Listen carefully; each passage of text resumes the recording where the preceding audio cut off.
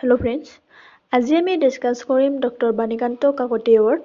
যোনে যোনে এইবাৰ ছাত্ৰ ছাত্ৰীসকলে 80% পাছ কৰিছিলে তেখেতসকলে এইবাৰ স্কুটি লাভ কৰিব পাৰিব।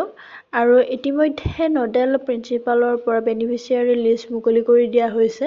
ইয়াতে তোমালোকে নিজৰ নিজৰ নামসমূহ চেক কৰি ল'ব পাৰিবা যে তোমালোকে স্কুটি পাবা নে নাই আৰু ক'ত পাবা, কেনেকৈ কি কৰিব লাগে এইবোৰো দিয়া হ'ব আৰু ডকুমেণ্টছ কি প্ৰয়োজন হ'ব তোমালোকৰ যদি তোমালোকে স্কুটিখন আনিবলৈ যোৱা, এইবোৰো আজি আমি ডিছকাছ কৰিম। যদি ভিডিঅ'টো ভাল লাগে লাইক কৰিবা, কমেণ্ট কৰিবা আৰু ছাবস্ক্ৰাইব কৰিবলৈ নাপাহৰিবা।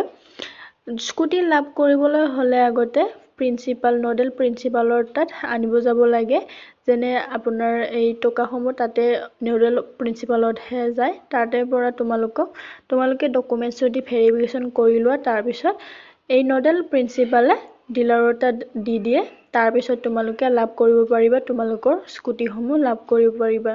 ইয়াতে যদি চাব পাৰা তোমালোকে Assam state school education board ডিভিজনৰ পৰা লিষ্ট অফ গাৰ্লছ ষ্টুডেণ্টছ যোনে যোনে 80% পাছ কৰিছিল তেখেতসকলৰ নাম আছে। চাব পাৰা ফাৰ্ষ্ট অফ অল দিয়া হ'ব ডিষ্ট্ৰিক্ট কোড দিয়া হ'ব, ডিষ্ট্ৰিক্ট নেম দিয়া হ'ব, address of the candidate name দিয়া হ'ব, ৰোল নম্বৰ দিয়া হ'ব, তাৰপিছত ৰেজিষ্ট্ৰেশ্যন নাম্বাৰ দিয়া হ'ব।